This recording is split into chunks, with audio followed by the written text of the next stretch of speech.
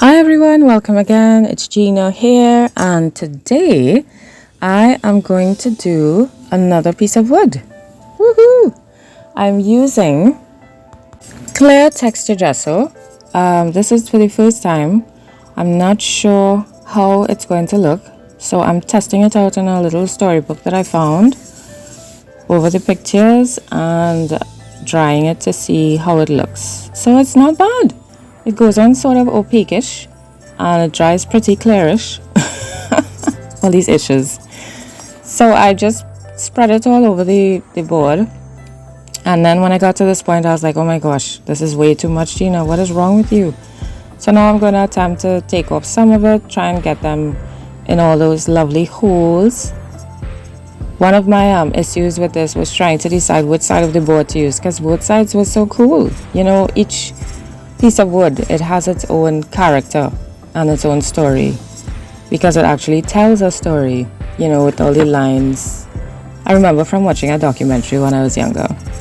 So I just found that was so cool. Anyway, so now I'm attempting to take off half of what I put on, put it back in the bottle, and just get that smoothed out. And at this point, I was kind of freaking out because, as you could see, you can't really see the wood at all underneath. And I was like, oh my gosh, suppose this dries like this. But I remember testing it and it dried kind of clear, so it's okay, Gina, it's gonna be fine, it's gonna be fine. Yeah, that's, my brain was like, ah. So I'm doing some of the sides as well, not very intentionally, as you saw. And here goes. See, it's not too bad. But then we had these little problematic areas in the knot of the wood where it kind of collected, and then I was in a hurry as usual, and I just used the heat gun and I dried it however I felt like instead of waiting properly for it to dry. Yeah, so we ended up with those white bubbly thingies, but that's okay, you know, we just move along. So these are some paints and inks that I felt like I might have wanted to use. And the good thing about gesso is that you could, I was trying to adjust the light in there.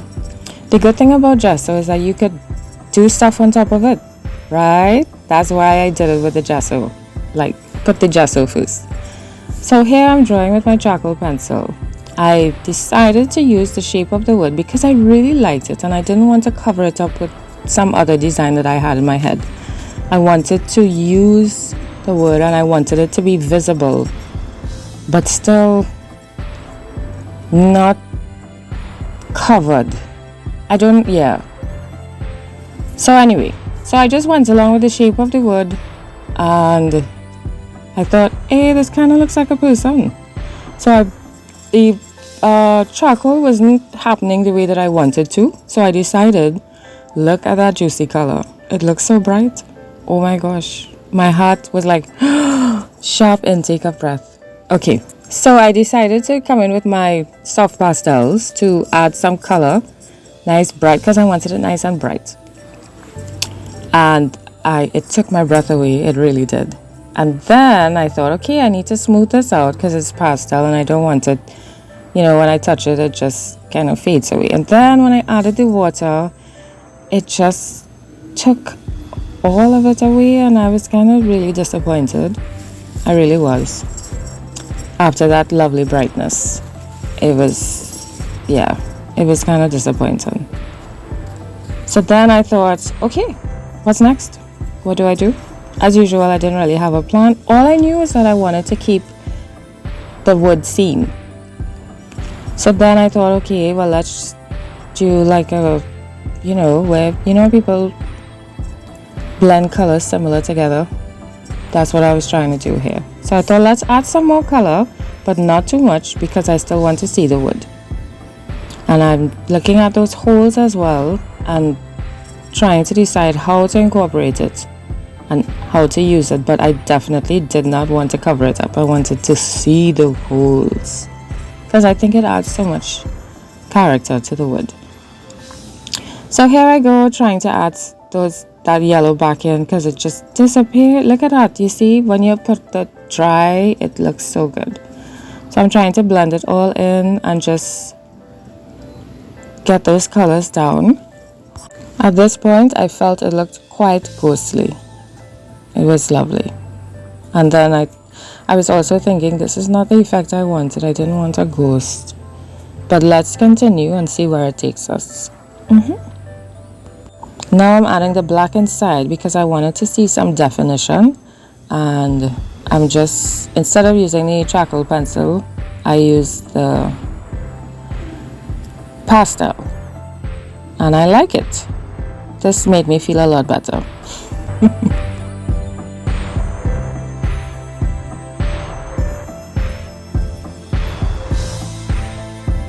So now everything's dry and I decided to use a dot stencil. I don't know what it's called, so I'm calling it a dot stencil.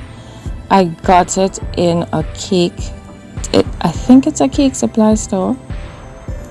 Yeah, I'm starting to get mixed up with them now, but I believe it was the cake supply store that I got this one in.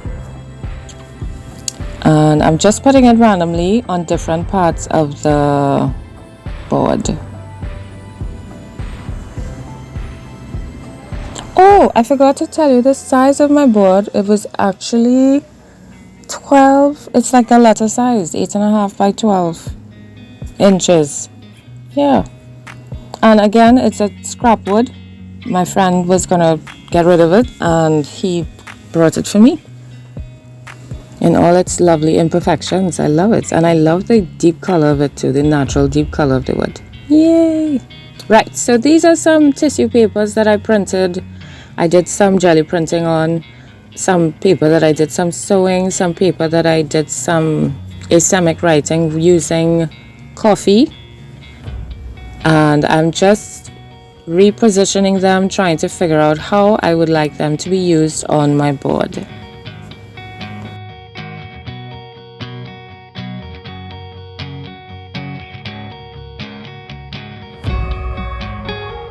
I finally decided on design, so now I'm going to use regular glue to stick it down and go from there.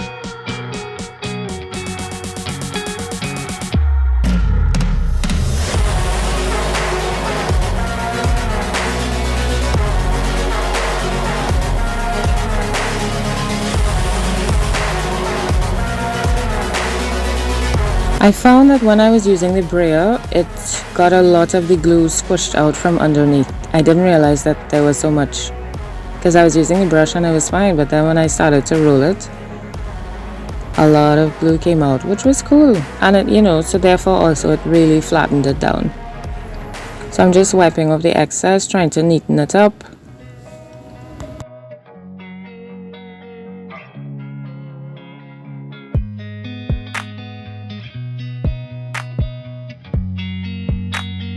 And here I rolled it too much and a piece of it came up. That's how it goes sometimes. You just try to fix it and move on. So that's dry. Now I'm bringing back in my line from the my ghost. If you see anything else other than a ghost, let me know. But probably since I said it, that's all you could see now. But you know, this piece is very interesting, so I would love to hear your comments on it, you know, because everybody sees different things. So I love to hear what people think and what they see and how it makes them feel. It's so cool. So please do not hesitate to share. So here I'm coming back in with my papers, trying to figure out how I would like them, where I would like them. and I'm going to fiddle around and put my pieces in. I'm sticking all my pieces down with tacky glue.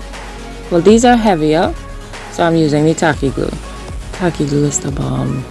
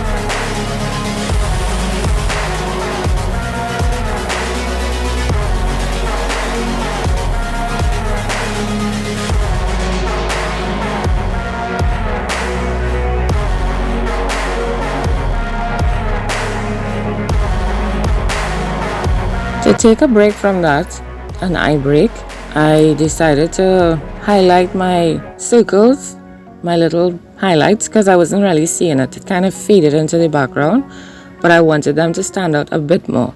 And since I put the papers on, that area got a little covered, and I wanted it seen, you know, a little more than it was.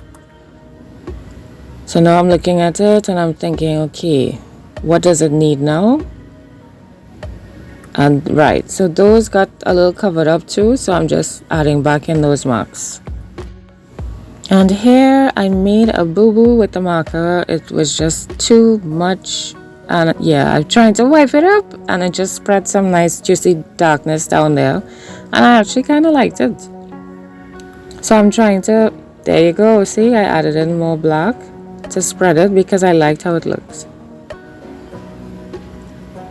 And now, because of that, I am adding more black splatters. Because you know when you have to use these, you have press down and then color with it or write with it. Right, so when I did that, a lot of the ink came out of the pen. So I was just shaking out the rest of it and adding the splatters. You just kind of go with it, you know. Right, so here I have another stencil. It's super tiny. And it has 4 in it. I made a boo-boo again, so I was just wiping it away. And now I decided to highlight my image in the middle. And I'm going to use this design right through, going all the way up into the middle of this image. Or design. It's not an image, is it? It's a design. Okay, my focal point. How about that? My focal point.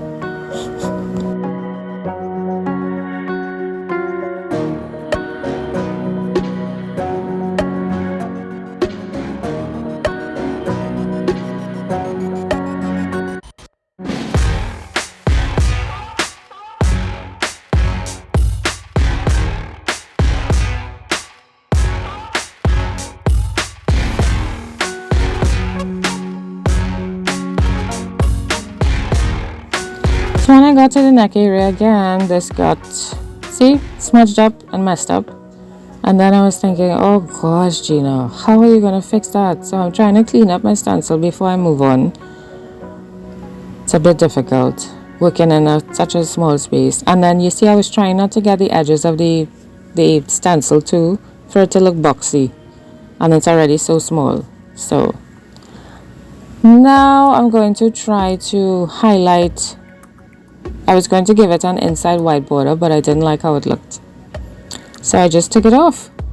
I looked at it and I was like, nope, it's not what I wanted. So I wrapped the baby wipe on the end of the brush and I just tried to neatly wipe it off without wiping off the rest of it. Full of mistakes today, but that's okay. Now I thought, okay, so we have some little brown in between, and that came in from the papers. So I decided to help that along by using gold on my focal point. So I'm gonna use it in the area where I messed up, which is the thin area there. Let's call it a neckline of my focal point, assuming it's not a person. And it was supposed to be a thin area, but then I just ended up spreading it, and it turned out to be this big band of gold, which didn't look, it wasn't too bad. Yeah.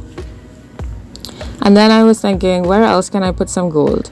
So I'm just gonna smudge it in a couple areas on the board and wipe it off, because I don't want it too intense, it's just like little highlights. So that's what I'm doing.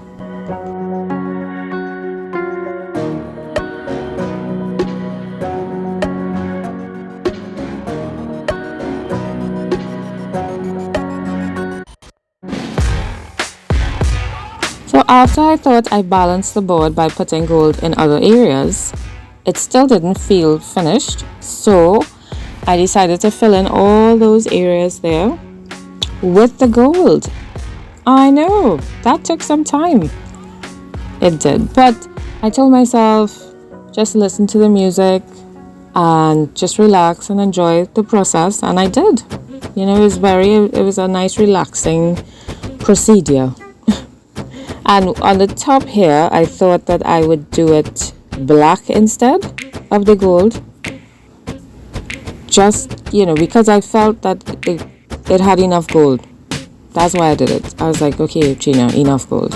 That's enough. It's too much. So I did the top black, and then I thought to highlight those black dots, I would put a white dot in the middle, just to make it pop a little bit. It's like, hey, I'm over here. And then it still looked kind of boring, so I'm adding white to those slashes, dashes as well, strokes, because a dash will go across, right? So that'll be a stroke. I'm adding lines to those strokes as well to also, help them stand out, and to tie in with the white in the middle. Because there wasn't really any white anywhere else on the board, so we needed to have white in other places to balance the eye. So after that, I'm thinking, okay, what am I gonna do now? What's next? So I thought, let's fix these spaces, because they were still woodsy looking, but because of that area, how it was so painted, it didn't look good. So I'm filling it in with some paint. But I was also wishing that I had one on the top left. I wish there was and I was thinking, how can I put a hole there? But I don't really have the proper tools, and I think I'll mess up the board if I try. So I was like, okay, don't worry about it. It is what it is. That's how it is. That's fine.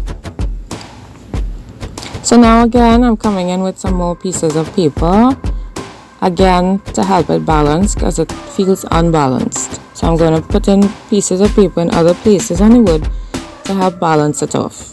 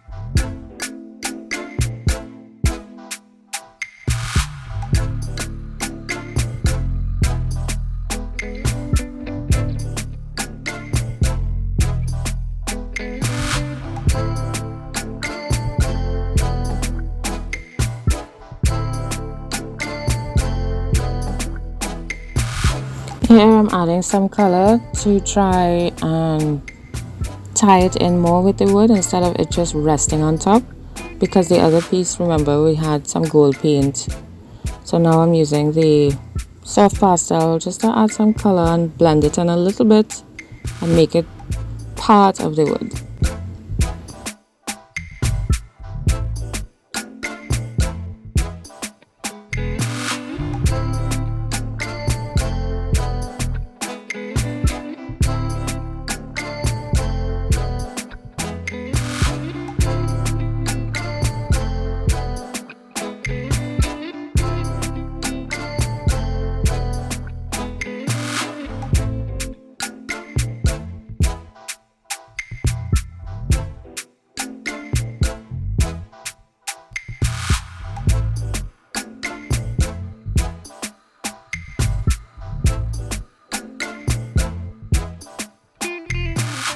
And because we have that big black space piece down on the right corner, I needed to add some on the left corner, because, you know, we need to balance, right? It didn't feel right. It was looking like it was missing something. So I thought, let's add some nice darkness up to the top left, but not as much as what's on the bottom. So I'm just adding and taking away, trying to blend it in and blend it out at the same time. And I really liked how that looked. I must say, I really enjoyed doing this. Using your fingers, getting all in there. Loved it. And now I'm trying to add some splashes. Because, you know, we just must have splashes. Then I thought, let's do it with the pen, because we did that last time. And then I did this. Oh my gosh. Do you see the big blob? Oh, and I made it worse. I was really annoyed. It's like, Gina, really? You're almost done. That's what you're going to do? Really? How am I going to fix that? That's what I was thinking. I was pissed. Yep. I was really annoyed. So, I continued trying to finish my splashes because, you know, I wasn't done. I needed to take a brain cool. So I was just finishing my touches of black all over. And then I decided to go back in and do the touch up on my focal point to fix that. I was thinking, should I leave it? And then I was like, no, you could kind of tell. Well, for me, I was just thinking everybody would be able to tell that I made a mistake. That was not the intention, and that really should not be there, and it wasn't supposed to be there. So I'm just going back in with all my colors, trying to reblend. And I'm also going to do the same in the middle of the focal points. I'm going to go over the white, which actually, because I did certain areas, it looked too white against other areas, so I had to go over more white than I intended, which took quite a while. And then in the black area there, I did some more gold than I intended to use. But all in all, you know, it covered it up pretty well, as you'll see in a minute.